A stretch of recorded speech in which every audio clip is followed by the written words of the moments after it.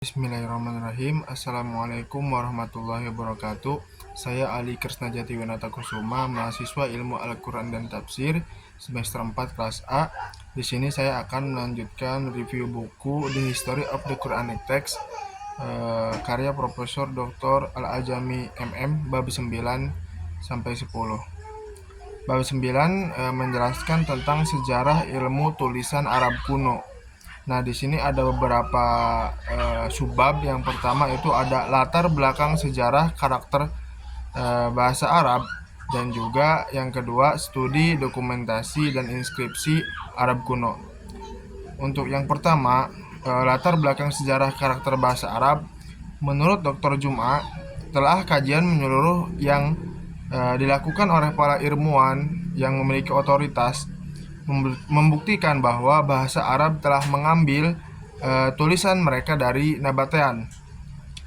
Nah, di dalam masalah ini, dia mengutip sejumlah ilmuwan seperti Abbott dan juga Wilkinson dalam menganalisis sebuah tulisan tangan, mata uang, dan manuskrip Muslim yang tertua dan dibandingkan dengan tulisan Arab sebelum Islam. Kemudian setelah itu membandingkannya dengan tulisan Nabatean.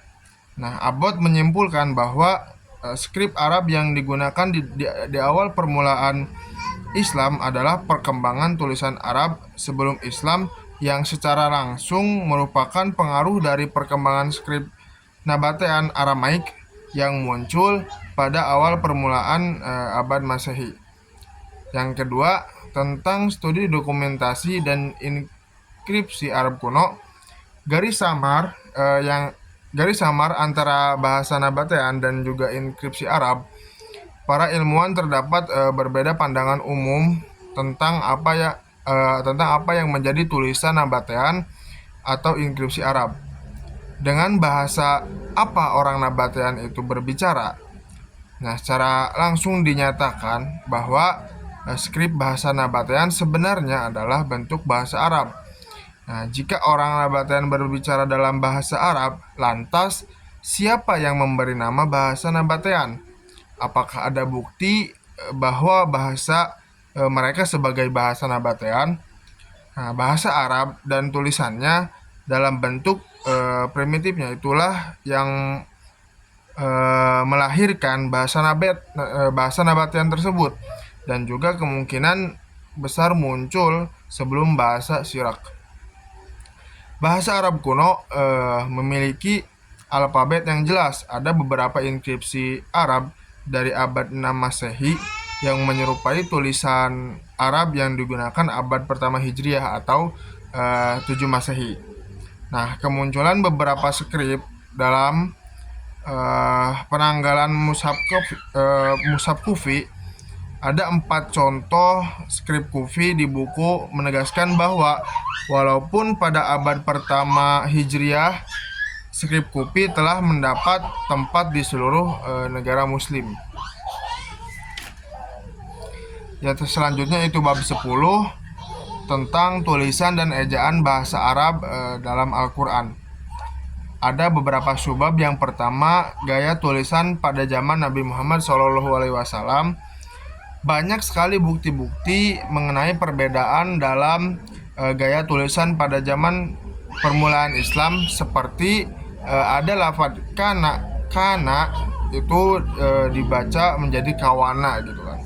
Ada juga contoh hatta, tulisannya yang memakai alif layinah pada akhirnya dieja menjadi hatta yang memakai alif yang berdiri tegak sesudah huruf ta.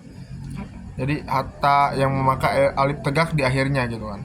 Itu salah satu ada perbedaan tulisan pada zaman permulaan Islam. Yang kedua, ada kajian tentang ortografi Mushaf Utsmani. Telah banyak buku yang menyinggung tentang ejaan yang janggal dalam Mushaf Utsmani. Penerbit modern dengan mendasarkan naskahnya kepada ortografi Mushaf Utsmani yang resmi telah menyediakan rujukan yang banyak tentang penentuan ejaan yang berlaku pada awal Islam, yakni abad pertama Hijriah. Itu mungkin untuk buku dari The History of the Quranic Text bab 9 dan 10. Selanjutnya itu dari buku Rekonstruksi Sejarah Al-Quran bab 8 karya Taufik dan Amal, yaitu tentang judulnya Penyempurnaan Ortografi Al-Quran. Di sini ada beberapa subbab. Yang pertama ada karakteristik ortografi Utsmani. Ortografi atau imla lama atau scriptio defectiva yang digunakan dalam salinan-salinan Al-Quran memiliki makna yang penting untuk sejarah teks kitab suci tersebut. Dan bentuk ortografi inilah kesimpulan-kesimpulan tentang bahasa Al-Quran dan munculnya ortografi baru, yaitu scriptio plena. Dalam karya Al-Mughni fi Ma'rifah Marsum Shahih Ahlil Ansor, Abu Amr Adani telah mendokumentasikan tentang karakteristik ortografi Mushaf Utsmani yang menyimpang dari kaidah-kaidah ortografi yang lazim dikenal di kalangan sarjana bahasa Arab. Intinya, secara tertulis, aksara primitif yang digunakan untuk menyalin Al-Quran ini disebut sebagai scriptio defectiva, dikontraskan dengan scriptio plena, yakni aksara Arab yang kemudian telah mengalami proses penyempurnaan pada tahapan sejarah. Selanjutnya, penggunaan jenis tulisan yang belum sempurna di dalam Mushaf Utsmani yang awal tampaknya juga turut berpartisipasi dalam melahirkan varian-varian bacaan di dalam tradisi teks tersebut. Kedua, itu adalah latar belakang penyempurnaan resum Al-Quran. Langkah penyeragaman teks yang dilakukan oleh Utsman bin Affan lewat pengumpulan Al-Qurannya bisa dilihat sebagai tonggak awal upaya standarisasi bacaan Al-Quran. Tetapi lantaran ketidaksempurnaan aksara Arab yang ketika itu digunakan untuk menyalin Al-Quran, maka langkah tersebut belum bisa mencapai hasil yang dihajatkan. Uraian dalam bagian ortografi Mushaf Utsmani juga mengarahkan kepada asumsi tentang scriptio defectiva sebagai salah satu penyebab terjadinya keragaman bacaan Al-Quran. Bahkan dalam berbagai riwayat tentang latar belakang timbulnya inisiatif untuk menyempurnakan resum Al-Quran ini, disebutkan bahwa salah satu sebab utamanya yang memunculkan upaya tersebut adanya kekeliruan pembacaan atau bacaan dari teks tertulis. Ketiga, itu ada penyempurnaan resum Utsmani. Nah, pada umumnya disebutkan bahwa masa kekhalifahan Muawiyah bin Abi Sufyan, langkah tersebut mulai dilakukan. Ziyad bin Samiyah yang ketika itu menjabat sebagai gubernur Basrah meminta kepada Abu Aswad Ad-Du'ali agar menciptakan tanda-tanda baca dan membubuhkannya ke dalam mushaf untuk menghindari berbagai kekeliruan bacaan yang ketika itu semakin masif. Nah, pada masa kekhalifahan Abbasiyah, tanda-tanda vokal yang diciptakan Abu Aswad Ad-Du'ali kemudian disempurnakan lebih jauh oleh Al-Khalil bin Ahmad, pakar bahasa Arab yang tinggal di Basrah dan merupakan sarjana pertama yang menyusun kamus bahasa Arab serta pengembang aturan-aturan persajakan.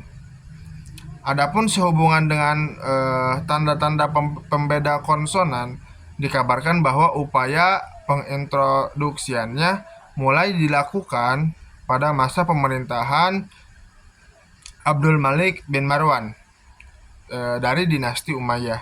Nah, kemudian Al-Hallaj bin Yusuf menegaskan kepada dua orang ahli bahasa yang terkenal pada kala itu, yakni ada Nasr bin Asim dan Yahya bin Ma'mur. Nah, keduanya merupakan murid dari Abu Aswad Ad-Du'ali untuk melanjutkan pekerjaan gurunya, yaitu menyempurnakan aksara Arab, khususnya dalam mengupayakan pembedaan konsonan-konsonan yang bersimbol sama dalam bahasa Arab. Nah, pada faktanya Rasam Imlai inilah dalam penyalinan Al-Quran telah membentuk keseragaman yang tekstual yang lebih luas dibandingkan yang bisa dicapai teks Utsmani dalam aksara orisinilnya. Nah, upaya penyeragaman ini sangat berbarengan juga telah mentransformasikan tradisi moral Al-Quran itu sendiri ke dalam teks, dan juga dengan demikian melindunginya dari berbagai penyimpangan. Maka penyeragaman ini yaitu bertujuan untuk melindungi dari berbagai penyimpangan-penyimpangan yang ada pada masa saat itu. Mungkin itu saja yang bisa saya sampaikan, kurang lebihnya mohon dimaafkan. Wassalamualaikum warahmatullahi wabarakatuh.